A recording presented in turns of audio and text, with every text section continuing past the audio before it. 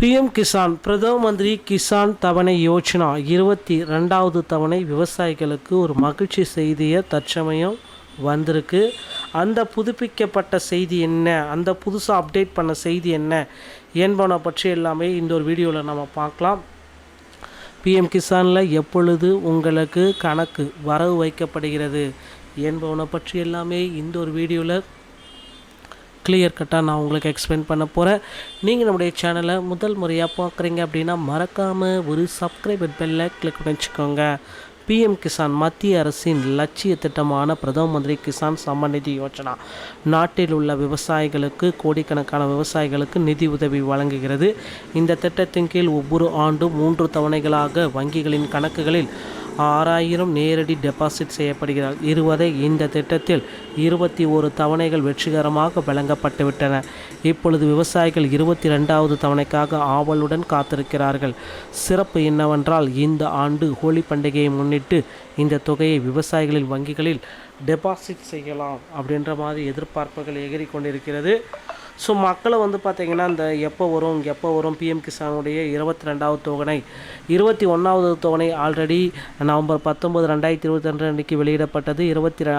இந்த தவணை 4 மாதங்களுக்கு ஒரு முறை வெளியிடப்படுகிறது. அறிக்கையின்படி 22வது தவணை பிப்ரவரி 24க்கு பிறகு தான் எந்த நேரத்திலும் வெளியிடப்படலாம்.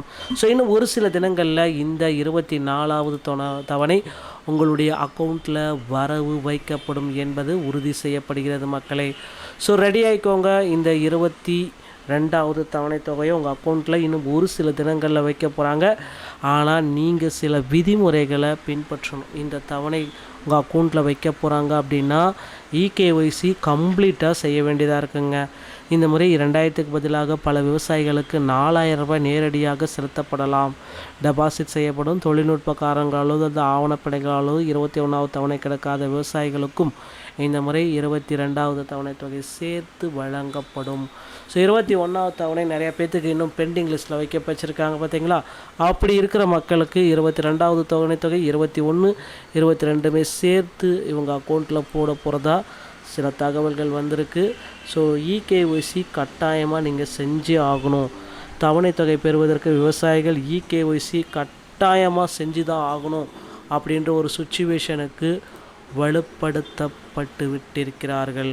ஸோ மக்களே, நீங்கள் இந்த இகேஒய்சி முடித்தால் மட்டும்தான் இந்த 22வது தவணை தொகை உங்களுக்கு கிடைக்கும்.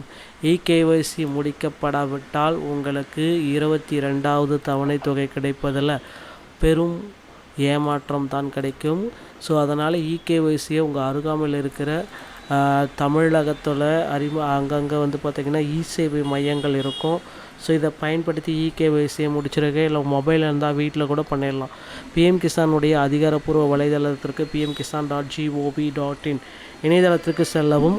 பிரதான பக்கத்தில் உங்கள் நிலையை அறிந்து கொள்ளுங்கள். விருப்ப மனுவை கொடுக்கணும். உங்கள் பதிவெண்ணை உங்கள் முன் காட்டப்பட்டுள்ள குறியீட்டை சரியாக நிரப்பவும்.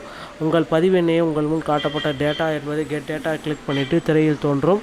ஸோ இதற்கு பிறகு பார்த்திங்கன்னா உங்களுடைய அப்டேட் எல்லான்றதை நீங்கள் செஞ்சுக்கலாம் அப்படின்றத குறிப்பாக சொல்கிறாங்க.